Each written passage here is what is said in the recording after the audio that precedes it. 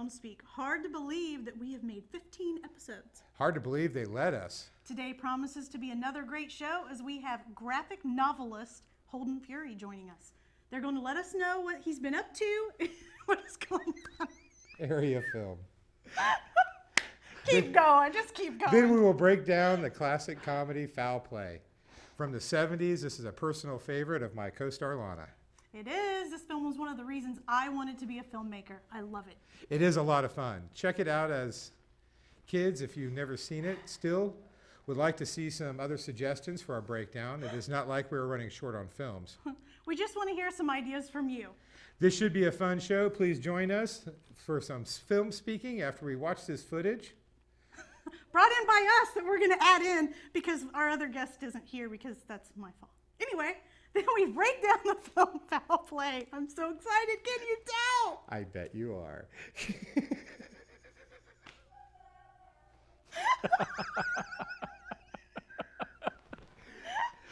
I don't know if we need to do that again. If Joanna's laughing that hard. I think we should leave it. It's a that would Just be leave fun. it. Just leave it. We're just, Outro.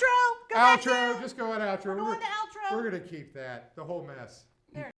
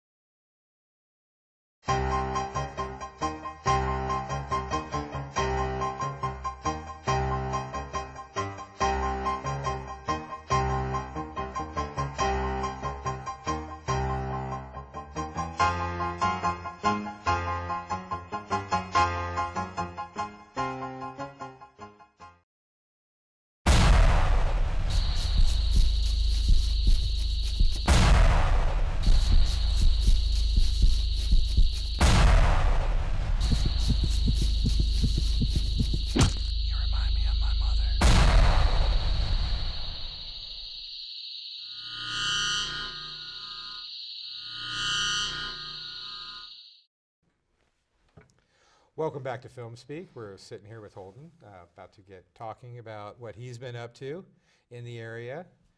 He is a graphic novelist. If you want to call it that, yeah, definitely. Graphic novelist, comic book guy, film dork, Geek, whatever. musician. Yeah, that's kind of like the all-around dork nut. Yeah, you know, exactly. Just right there, yeah. I have my 20-sided dice out in the car. I roll those, you know, when I just. Yeah, I dig it. Should I go in? Oh, yeah. Oh, wait a minute. I had a +3 videotape of pleasure. So. Exactly. No, but thank you guys very much for having me here. I do appreciate it. What I've been working on, wow, the whole point of me coming in was I'm working on a graphic novel called Sleepers. And I kind of get hung up on the term graphic novel because I'm not an artist. I couldn't draw to save my life. So I say it's based in photorealism, which is very much along the same lines of almost like a movie storyboard. You plan that out. What I do is I'm very fortunate enough that I have friends who are also geeks. And basically I've written the story, which is a story of a policeman who is tracking down a serial killer, which sounds very bland. But the thing I like about this particular character is there's a lot of layers to him. And but going back to the process, my friends basically will pose. I take a picture of them, and I'm able to do some stuff on my computer to make it look like a comic book. Oh, well, that's cool. And what I'm also doing is to kind of set it apart because it is photorealism.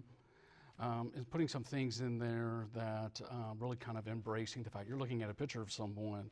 So when you get to the part of the story where the killer sends the policeman a letter, you open, you know, you turn to that page, there's actually an envelope from the serial killer with a letter, Nice. with blood prints on it, and you know, and things like that. There's Polaroids that the killer has taken, and just things like that to really kind of, you know, immerse the reader, if that makes sense. Yeah. Babbling a lot, I know, but Well, no, I'm just That's- really excited that's about it. really- I mean, it's That's cool. That is a neat concept. Yeah. Yeah, I mean, because one, you're doing it in the style of a comic book, but using real pictures, but you're planting elements in it that just immerses you in the Interactive. story. Yeah, It's interactive. interactive. Yeah. right, right. And you know, another thing too is I've always been one of those type of people who I'm very paper-based. I love, you know, I have to have those things to touch and look at, and with it being interactive, so we're putting some hidden little movies and trailers out on the website and things like that, and there's codes and, you know, just something so you're just not reading a story about a guy who kills people. You know, and that sounds terrible to say it like that, but there's always more to characters than what you can just see on the screen, and there's always more to characters than what you can just, you know, see on a page. Oh, yeah, they have motivations that aren't brought up and stuff, and things that are Exactly. making them tick that you Exactly. don't catch, and you get to be able to put in touch with these by adding these layers to your graphic novels and Right, stuff. right. And also too, I'm very fortunate that there is a studio called Popped Art in Cincinnati, and they're actually giving me like an opening, so to speak. And what we're doing is the actual graphic novel itself.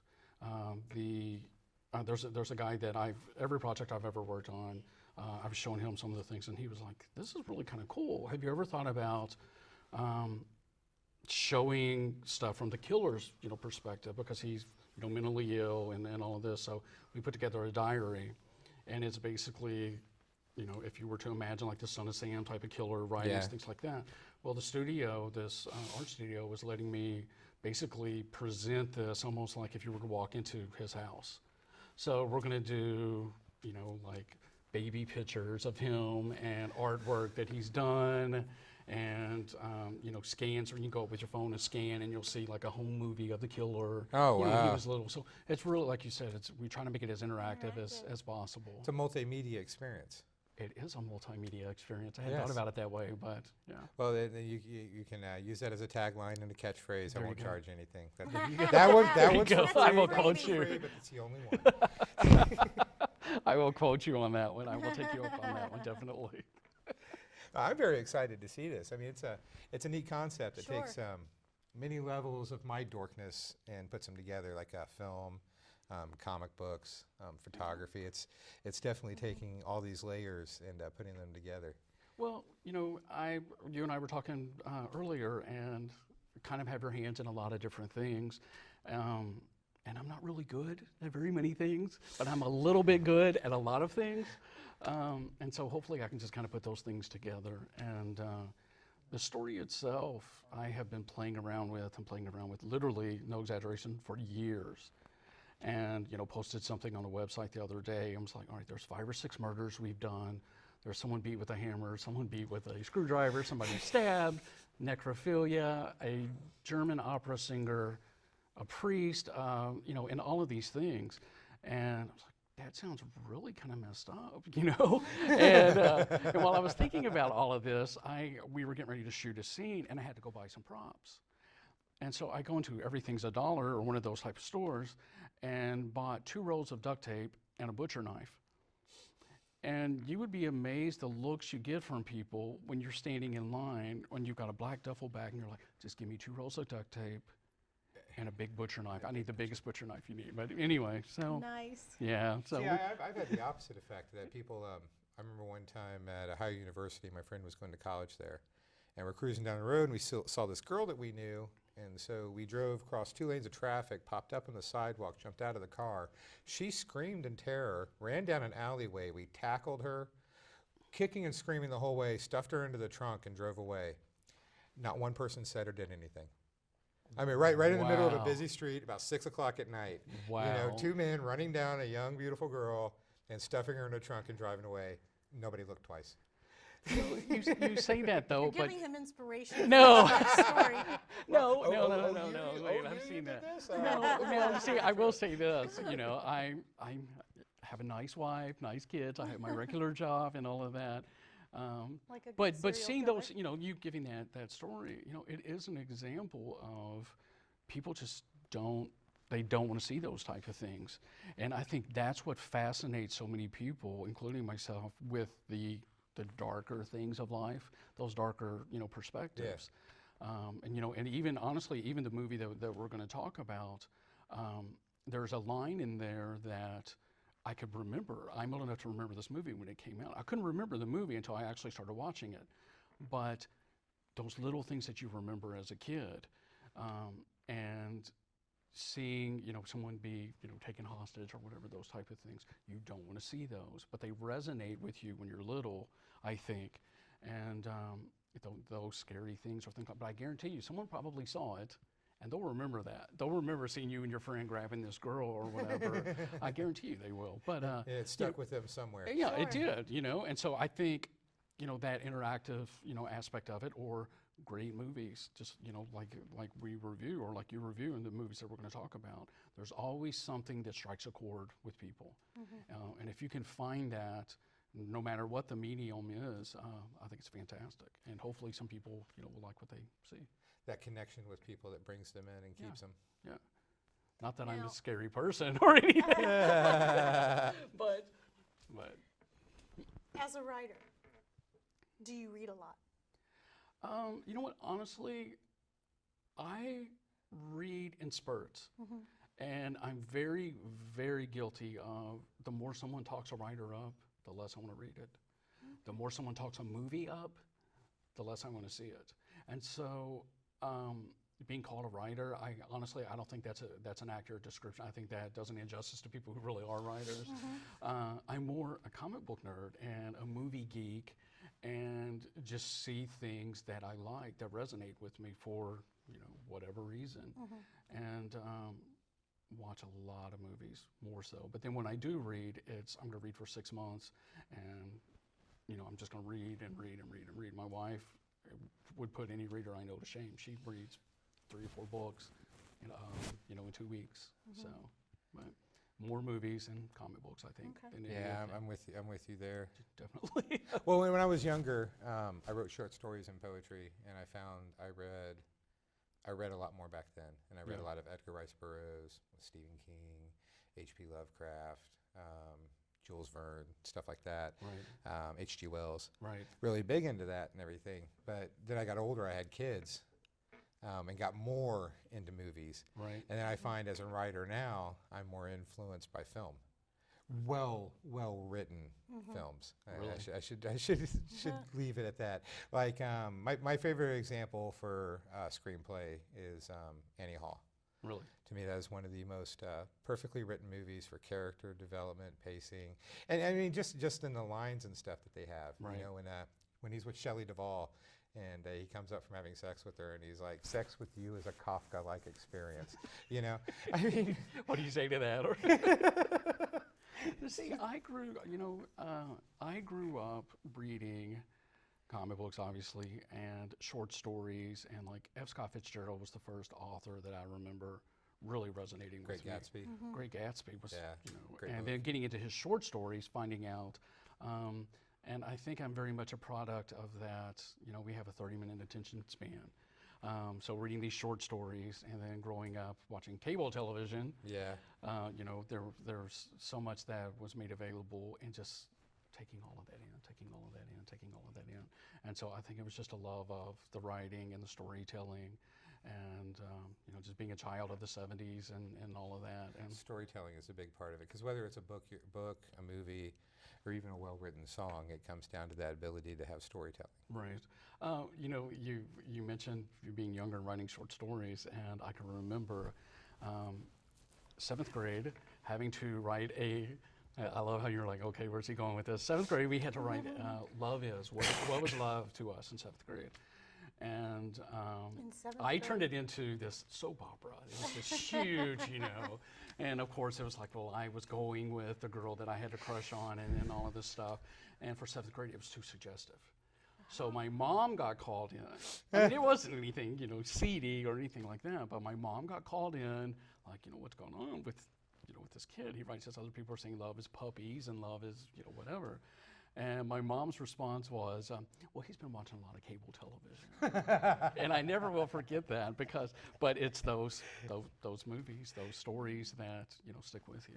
Yeah, absolutely. So, and unfortunately, it looks like a lot of the movies I've been watching have been very scary, very, very dark. I think I'm just drawn to those for whatever reason. So, I balance, because I'm one of those people. I don't care if it's a romance flick, if you want to call it a chick flick, whatever, drama, sci-fi, horror. I just like good movies. I could care less what genre it is, as long as it's just done well. right. Well, you know, you saying that, there are so many stereotypes in movies, and when you have the cop killer, you know, type of movie, and it's always the angry cop, and he comes from a divorced marriage, or, you know, whatever those type of things are. And unfortunately, I think, you know, it's a stereotype for a reason. So I really try to layer in, you know, things about these characters. And although there is a quote unquote serial killer in there, I'm really trying to push the reader to question, you know, what is evil? Yeah. And what drives it? Are people just born evil, or is it something that they do? Are there reasons behind it? Nature versus nurture. Exactly. And I always love those movies where you can kind of sympathize and empathize with the bad guy and the good guy both, and you can love both of them and you can hate both of them for different reasons. And I think when the characters show their most humanistic side, good and bad, I think that's when we, as either viewers or readers or spectators, can enjoy and get the most out of it. Kind of like Dr. Horrible. Exactly. Because Exactly. yeah, the hero, he's the hero, but he's such a douchebag. Exactly. You know, and then the bad guy is so likable. Exactly. Exactly. Because Well, that dichotomy of character. Exactly. Well, even, I mean, it sounds terrible, but the Silence of the Lambs, Yeah. Hannibal Lecter, at the very first movie, The Silence of the Lambs, or in that trilogy, at the very end, where he's saying he's going to have an old friend for dinner, and you see him following his psychologist, Dr. Chilton, you know he's going to kill this guy. And But he you're, did. but you're like, yes. You know. The guy was a dick. He had it coming. Yeah, exactly. You know, but you know he's evil. You know it's terrible, but you have to question who other people are, and are they good or bad? So, Well, thank you very much. Please Thank stick you. around and talk with us about the movie Foul Play. That'll definitely. be coming up here in just a minute. So join us for Foul Play. Lana is very excited. Thank you.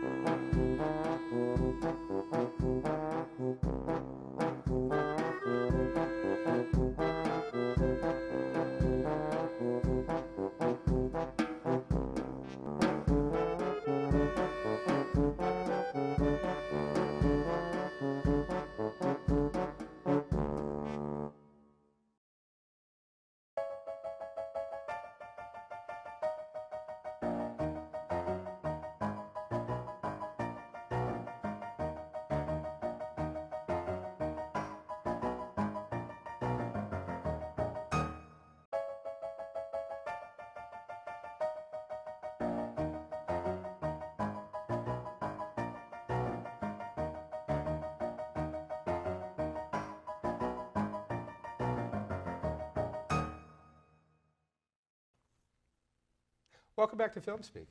Sitting here with Lana. No, wait a minute. There we go. Yeah. Right there. Welcome back to Film Speak. Okay, again, please. Welcome back to Film Speak. We're sitting here with Lana and Holden, about to talk about the 1970 classic comedy, 1970s, actually 77, classic comedy Foul Play, starring Chevy Chase and Goldie Hawn. Now this is a favorite movie of this one. So I think I'll let her start off by talking about Foul Play and how much she loves it. I have seen this movie so many times, I can't even tell you how many. She's giddy. Look at her. I- She's Yeah, she can't contain it. It's crazy. It is one of the first movies that I remember seeing as a kid, besides Star Wars at the theater, you know. But I love the dynamic between Goldie Hawn and Chevy Chase. I love the creepiness of the characters, the bad guys, you know, beware the dwarf, and it ends up being this nice little Bible salesman who I just absolutely adore. And when she takes him the flowers into the hospital and ends up hurting him again, I get so mad at her every time I watch it. This movie, I just love everything about it, probably because it's one of the first ones I've seen. But I love Burgess Meredith and the snake, although I'm terrified of snakes. I loved that. I love Burgess I Meredith, love the guy, period. I don't know the actor's name, who comes in. He's in her apartment, he pulls the scarf off, and he's got the scar. Oh, I know what you're talking about. I can't think of what his name That is. guy, you could put him in any film just looking like that, and it would terrify me to death. Because he was like the ultimate scary guy to me. He was the archetype of. Yeah. I love. the It's bad just. henchman. It's one of my favorite films. It always will be. I'm not a huge Chevy Chase fan, but I loved him in this movie. Not a huge Goldie Hawn fan, but I loved her in that movie. See, I like them both a lot, but I love them both a lot pre-1985. After that, Maybe that's what it is. yeah. After that, I mean, Goldie Hawn still cute as hell, but you could have not made Overboard. I'd have been okay. Wildcats maybe. Overboard no. See, I like the movie. I'll be honest. At first, I was kind of apprehensive about it, and then seeing the movie, could remember seeing it as a kid, and watching it now. It was interesting to see how you could see her resistance to Chevy Chase, taper off to where before she was just, don't talk to me. You need to go do whatever it is. Don't, when they were at the party, till you could see where they were sitting by the couch having wine, and I think when they first kissed each other. But I agree with you. I didn't like Chevy Chase after some of his stuff, but they worked together. They really worked together. And that's why they did so many films together. Yeah. It was because of that natural chemistry that they had.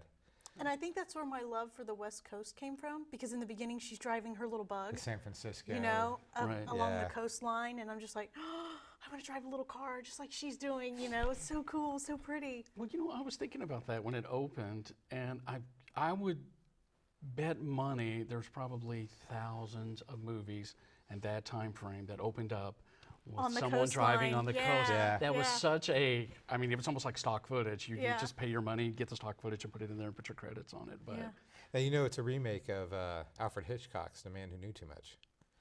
See, I didn't know Yeah. that. well, no, I Didn't know did that. not, but now I do. Yeah, it's more of a remake of the original Man Who Knew Too Much from 1933 than it is the Jimmy Stewart, Doris Day 1952 version. You see, now I'm going to go watch it just to see. Yeah, the cymbal crash, the song. I mean, Really? Yeah, it's a whole setup. It's all a remake of Hitchcock's Man Who Knew Too Much, with a woman being the hero Really? instead of Jimmy Stewart, and switching it around like that.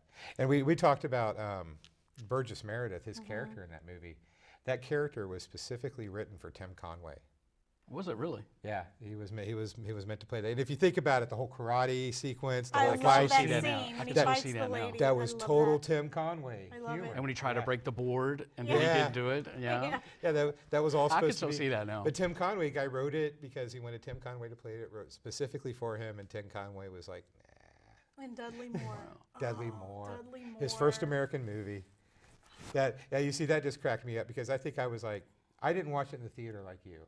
I had to wait a couple years later for cable. I think 79, 80 was probably the first time I saw it. But I mean, even back then, when he opens up the bed and all the whips and the chains and the blow-up dolls, I was like, God, I got to have a room like that. What does it take, for me to grow up so I could have a place like this? You see, that movie, when I watched it, reminded me of, it seems like there was a canon of movies that came out at that time that were very similar, some kind of crime, tongue-in-cheek, like Murder by Death. Yeah. That almost that same kind of feel. Yeah. It was written by Neil Simon. Yeah. For some reason, it just had the same type of feel.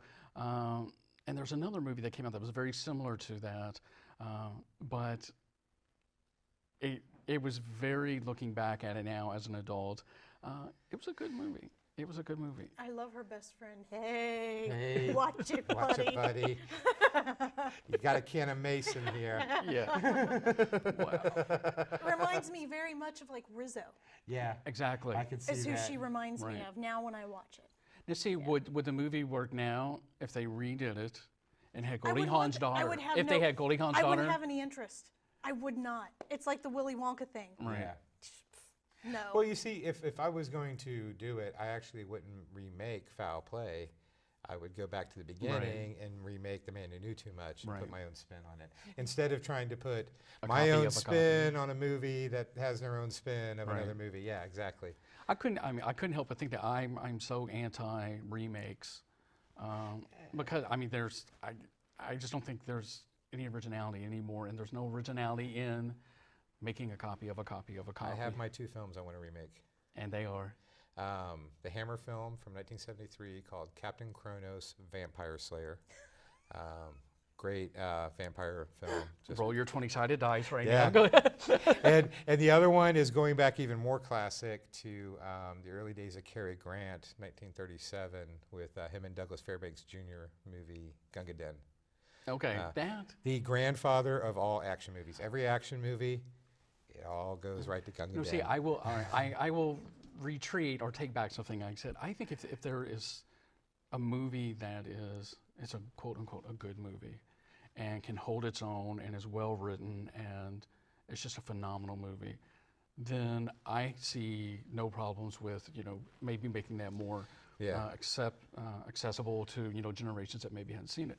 But remaking some of the movies that we've seen, like the Willy Wonka or some of the other movies, it's just not the same. And maybe that's us dating ourselves. You gotta think though. It's like Shop Around the Corner. A version has been made of that every 10 to 20 years since it came out. With the most popular nowadays being You Got Mail. Yes. Was a remake of Shop Around the Corner. A cute little movie. Right. But does it compare to? Which is the name of her bookshop. Yeah. The Shop Around the Corner. The Shop Around Right. the Corner. Yeah. Exactly. Kind of a nice little twist there. But, looking back now as an adult and you look back at Foul Play, some of the stereotypes Yeah. that were so blatantly obvious, like the Asian couple in the back when Right. he's in the taxi, Right. the Kojak bang bang, Kojak and bang they're bang. laughing. And Go ahead. and I'm then sorry. the guy that's like the country kid that has the truck with the trailer on the back, and he's like Yeah. far out, like wow, this is different on the West Coast kind of guy. That is something I miss from my childhood. Is just good family racism. Like the crows in Dumbo.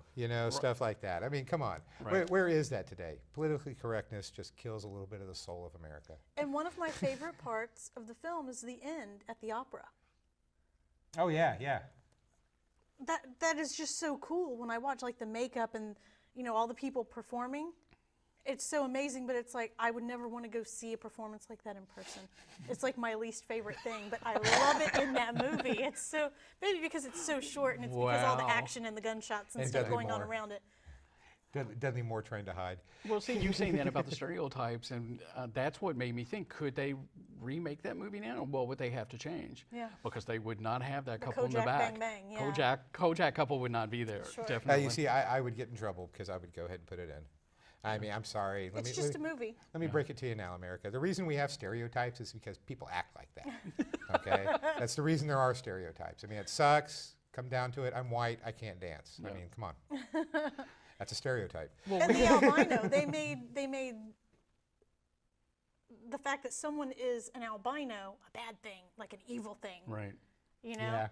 Well, you mentioning that character, I remember that character. Yeah. Yeah. I remember that character from, that was 35 years ago for me, or however long ago it was. I remember that dude more from Stick. Really? Burt Reynolds, 1985. He was the bunny-eyed bad guy. He throws out a window. Yeah. Wow. Yeah, okay. I'm a dork. What can I say? Yeah, 20! With my +5 Vorpal sword, I win. Yeah, there you go. I'm sorry, paladins can't have Vorpal swords. Damn! You talking about Help me. Help me. you talking about the stereotypes and everything, though, and I'm going to go ahead and say that or put that out there. Honestly, this is me being a comic book nerd, and we were talking about Simon Pegg earlier. There's a series that basically, an artist bought the rights to use his likeness and put into a comic book. And it's called The Boys. It's written by an author named Garth Ennis, who wrote Preacher, which is now a TV show, or is getting ready to be released as a TV show.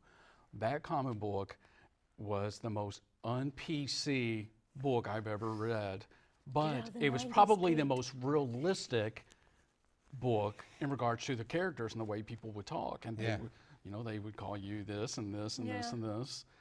They weren't politically correct, and we aren't either. And that's why I think it was so popular. Right. But, so I don't think Kojak Bang Bang would make an Make it appearance. okay. But see, I don't feel that it's. But that's just me. I don't feel it's like being offensive. It's like being comical. Yeah. Because they had the cameras around the necks, Right. and you know what I mean. And they didn't speak English, and it was all they knew was Kojak, and he was a Right. cop, and I see it for the entertainment value, and that's what hurts my heart is the fact that people look at it beyond entertainment value and always try to turn it into something more. Well, because anybody who does that says more about them than it does about the art that they're trying to interpret, because you're looking at it with this negative eyes. I'm sorry.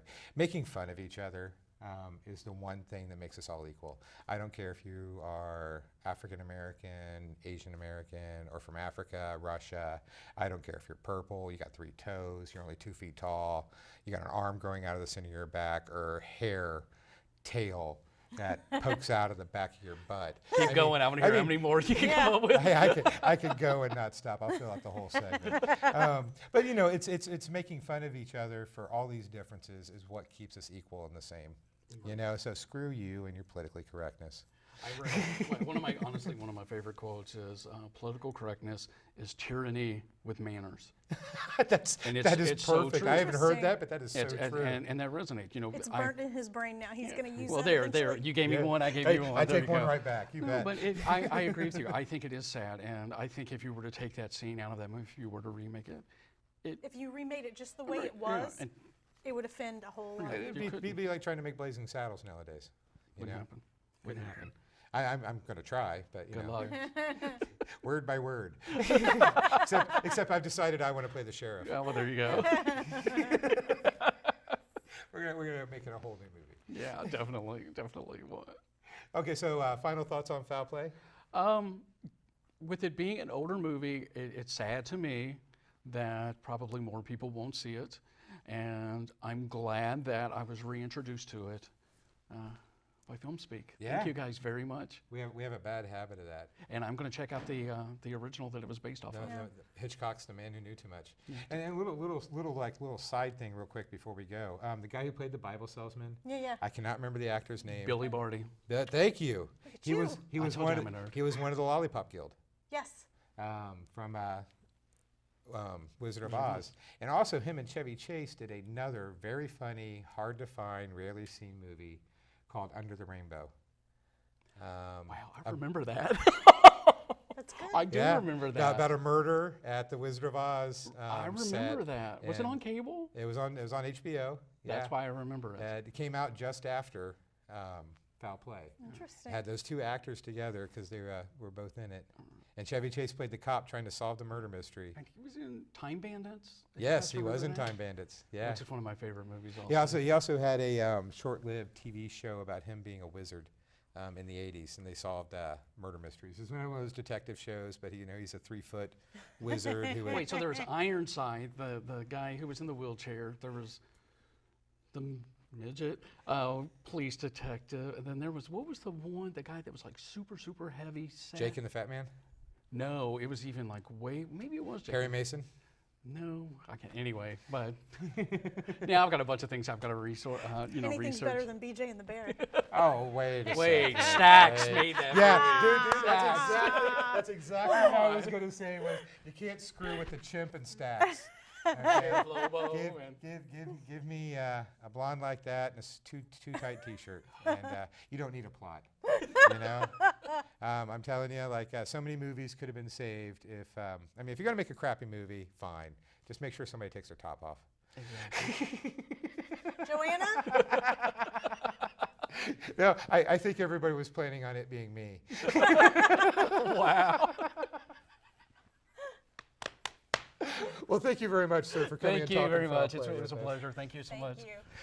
Please join us as we take an outro. I guess that's, what do you call like the opposite of an When we intro? say goodbye. Would it be an outro? I know. Join Yeah. us when we say goodbye and say our farewells. Join us for the goodbyes. Yeah, what she said. Booty trap. Outro. Down, down, down, down, down, down, down. That's what she said. Down, down, down, That's what down, she said. gravity. Do, do, do, do, do. There we go. All right, are we ready? Hitting Are we it. rolling? We're rolling. Did she say rolling? Yeah. What a great show. Thank you so much to Holden Fury for coming on and talking films with us. Please join us next week when I'll cover my body in honey and see if anything sticks. Where do you come up with this stuff? I don't know. Caffeine, controlled substances. Don't know if anybody realized it, but a few weeks ago, Lana and I gave a movie quote. From this movie, Beware the Dwarf. If you didn't pick up on it, it's from Foul Play. Wake Up, Time to Die is from Blade Runner, just in case one of our almost dozen viewers were curious. New movie line then? Sure, how about just one movie, an easy one? Skinny and Sweet. I thought it was Skinny and Sweet. Oh yeah, I'm a doctor. So why the hell am I talking to you? Piss off. You got it, that one? Write us and tell us what you think. It's on Film Speak. Facebook, talk films to me. Goodbye, everybody.